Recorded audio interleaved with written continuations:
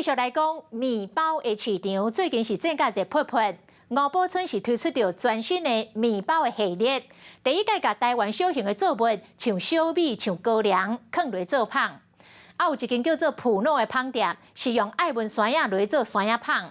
另外有酒店的业者是找日本甲南韩即卖上香的香，进驻台湾，要来抢人客。 用刀仔甲香撩开，台湾的关心香料，香公公香，还有这款绿桂香，因为是台湾特有土绿桂树叶啊，一喙咬落去，地当食到青草的香气，绿桂味无传统香遮尔高，带来全新的滋味。吴宝春推出真侪款香，用的拢是台湾西药含高粱的米酒。借由这次一个机会，可以让大家来更认识我们在地的一个更多元的一个那个食材，还有香草。 大地新鲜酸呀，除了当放伫咧鸡卵糕顶，卖当到尾去香内底正做啊。香店嘛特别选台湾小农的爱文酸呀，好食、刷脆，搁着时。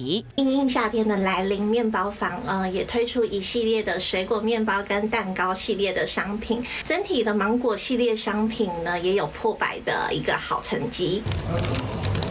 韩式高米酒店嘛特别引来日本生活人气香，其中这款食香就特别搁掺台湾的食材，口感食起来软软个 Q 底底。另外嘛带来伫日本时期营养香，金华酒店是找含韩国天团 BTS 拢正改食的正烟壳香，两大酒店拢是要靠外国品牌来拍广告，向消费者注意。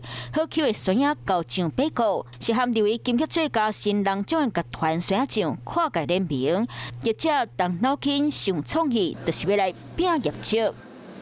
嗨，我是庄宇杰，想要看到更多的新闻内容吗？赶快订阅华视新闻的 YouTube 频道，并且开启小铃铛，跟着宇杰一起看新闻吧。